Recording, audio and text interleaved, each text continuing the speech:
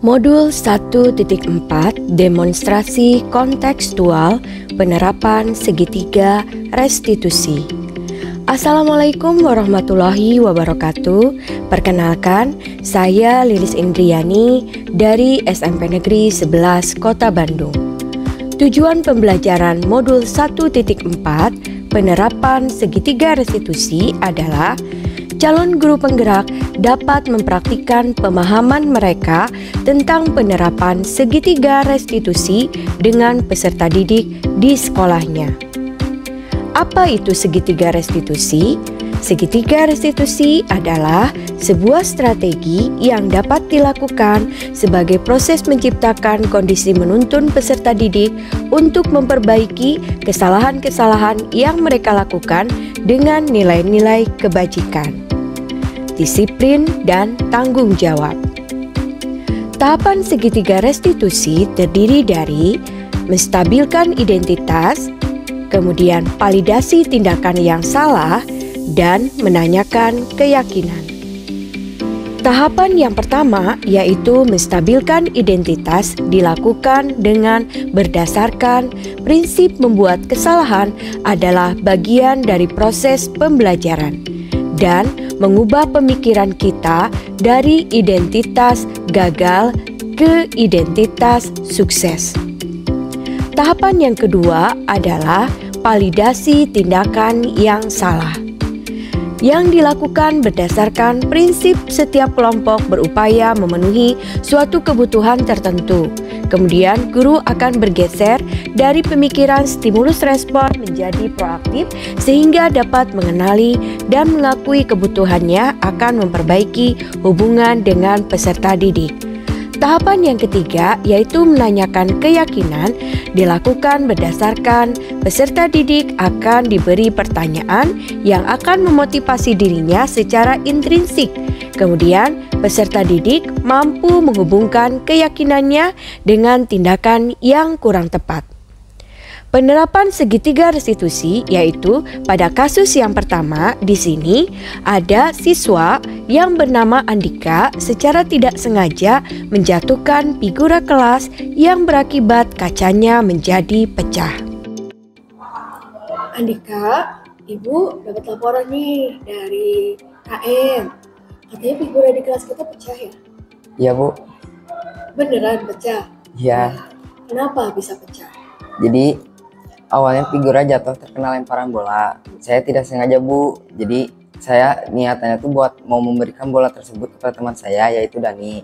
Tetapi lemparannya terlalu kencang. Jadi ngelemparnya terlalu kencang gitu ya? Iya. Beneran nggak sengaja? Iya, Bu, Nggak benar. main bola? Iya. Baik. Nah, pasti ada alasan kan kenapa Dika melakukan hal itu? Iya. Apa Jadi coba alasannya? alasannya saya melemparkan bola tersebut karena agar cepat diterima oleh Dani. Tapi malah kena figura. Jadi kalau berbuat atau bertindak itu harus hati-hati ya? Iya, Bu. Sekarang Ibu tanya lagi nih, Dika kan tadi berusaha untuk melempar bola itu biar cepat ya. Iya. Kemudian menyebabkan figura jatuh. Tindakan apa yang Dika lakukan pada waktu itu pas melihat figura jatuh?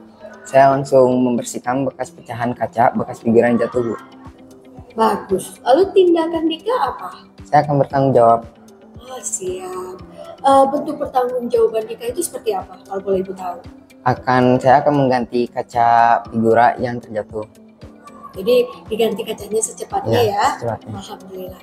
Nah, kemudian menurut Dika, apakah perbuatan Dika itu melanggar keyakinan kelas? Dia melanggar karena melanggar menjaga fasilitas kelas. Bagus. Dika jadi tahu ya poin-poin kesepakatan kelas kita yang menjadi keyakinan kelas kita ya. Ya, Bu. Jadi berbunyi menjaga fasilitas kelas ya. Baik. Nah, sekarang menurut Dika menjaga fasilitas kelas itu penting atau tidak? Penting, Bu? Penting. Jadi insya Allah untuk kedepannya akan dilakukan lagi itu tidak? Enggak ya. Jadi Dika tahu kalau menjaga fasilitas itu adalah penting dan Dika berjanji akan memperbaiki kesalahan tersebut. Dengan cara apa coba memperbaiki kesalahannya? Lebih berhati-hati dalam bertindak dan menjaga fasilitas kelas dengan bersikap taat dan tertib terhadap aturan. Pintar. Ibu salut sama tindakan atau bentuk pertanggungjawaban Dika. Dika juga sudah tahu bagaimana Dika harus bersikap. ketika di dalam kelas. Mudah-mudahan di luar kelas juga Dika bisa lebih hati-hati dalam bersikap. Untuk apa? Untuk membuat diri kita sebagai orang yang lebih bertanggung jawab dan berproses menjadi lebih baik. Buat Dika, tetap semangat, tetap terima kasih ya Dika, tetap semangat ya. Sekarang Dika boleh masuk kelas lagi. Baik Bu, terima kasih. Iya. Assalamualaikum warahmatullahi wabarakatuh. Nama saya Andika Arya Putra Kusuma dari kelas 8. Terima kasih Bu Lilis. Saya senang sekali diajak berdiskusi untuk menemukan solusi atas kesalahan dan permasalahan yang saya alami. Saya akan berusaha bersikap lebih hati-hati dan menjaga fasilitas kelas. Kasus yang kedua, di sini ada siswa yang bernama Saskia marah, teriak, dan menangis karena menerima perlakuan temannya yang mengejek nama orang tuanya.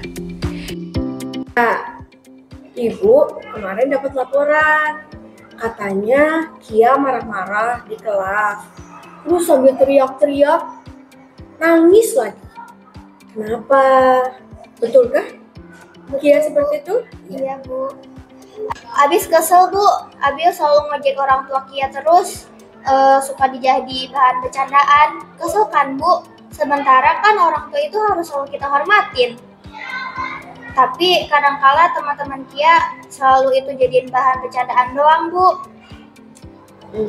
Jadi gitu. Iya. Jadi Kia kesel karena selalu diejek sama Abil ya. Nah terus Kia melakukan hal itu pasti ada alasannya kan? Kenapa? Alasan Kia apa? Apa yang Kia lakukan waktu itu ke Abil? Saya marah-marah Bu, sambil teriak-teriak. Saking keselnya, Kia juga nangis. Terus Kia merasa puas sudah teriak-teriak, terus marah-marah, nangis-nangis, sampai semua orang dibuat kaget sama Kia. Iya dong Bu, masa Kia diam aja? Sedangkan orang tua Kia selalu diejek-ejek terus.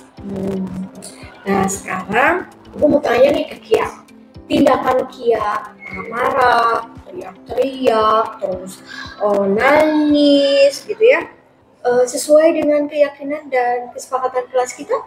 Enggak Bu. Pelanggaran apa yang Kia lakukan waktu itu? Kia enggak saling menghormati dan juga enggak menghargai Bu. Bagus. Jadi Kia tahu ya, kalau Kia itu kita berproses untuk belajar, belum menghargai atau menghormati teman-teman yang ada di sekitar kita. Nah, menurut Kia nih, menghargai sama menghormati itu penting nggak sih? Penting banget. Penting banget. Kenapa penting? Menurut Kia? Karena kalau misalkan kita nggak menghargai, mungkin nanti ke orang lainnya juga kayak nggak enak kan. Orang lainnya juga kayak seakan-akan kitanya juga nggak sopan juga. Ya, jadi Kia dalam mengatasi permasalahan Kia tadi harus seperti apa Kia? Sikap Kia harusnya tadi lebih sabar lagi Bu, ngadapin Abil. Dan sabar apalagi kalau ada kejadian kayak gitu? Mungkin jangan terlalu dibawa emosi. Kia juga bisa ngertiin Abil, mungkin ya itu bercanda doang. Tapi kan itu kan meledek orang tua juga. Kia sakit hati ya karena Abil udah ngejek nama orang tua Kia ya. Sementara Kia tuh sangat menghormati orang tua Kia ya. Nah, Ibu tahu perasaan Kia sampai Kia nangis kayak gini. Nah, Kia bisa minta tolong nggak kalau misalkan ada kejadian gitu, daripada kita berantem sama teman, kira-kira menurut Kia bisa minta tolong siapa? Mungkin Kia bisa laporin ke wali kelas Ibu. Iya, betul. Kia bisa minta tolong wali kelas atau juga guru mata pelajaran ya. Jadi Kia nggak usah sampai mengungkap emosi berlebihan, marah, teriak. Ibu tahu kesalnya Kia itu karena mungkin Abil mengejeknya bukan 1-2 kali ya, sering ya. Iya. Saya mau tanya, apakah itu hanya ke Kia saja Abil berbuat seperti itu? Mungkin enggak sih. Enggak tapi ya. kan yang lain juga kayak Karena gitu. kondisi orang beda-beda ya. Baik ya. Nah, Kia tadi sudah tahu kalau Kia akhirnya bisa yakin untuk kejadian tersebut itu Kia harus seperti tindakan apa yang harus Kia lakukan. Kalau Ibu bilang ke Kia harus tetap lebih sabar ya, harus tetap semangat, berusaha untuk menjalin komunikasi lebih baik lagi dengan teman-teman. Ya, jadi kalau misalkan ada kejadian itu seperti yang Kia katakan, Kia sudah tahu solusinya, yaitu apa? Bersikap lebih sabar, kemudian Kia bisa melaporkan kejadian tersebut dengan meminta bantuan guru mapel ataupun wali kelas. Semangat ya. Iya. Terima kasih Kia. Kia boleh kembali lagi ke kelas ya. Iya, sama-sama. Assalamualaikum warahmatullahi wabarakatuh. Perkenalkan, saya Saskia Putri Hidayanti dari kelas 8A. Terima kasih Bu Lilis, saya senang sekali karena sudah diajak berdiskusi untuk menentukan solusi cara mengendalikan emosi. Saya akan berusaha untuk bersikap lebih sabar lagi.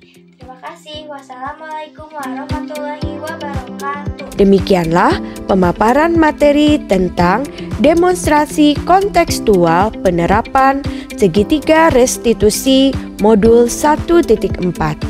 Terima kasih atas perhatiannya, guru penggerak, tergerak, bergerak, dan menggerakkan. Wassalamualaikum warahmatullahi wabarakatuh.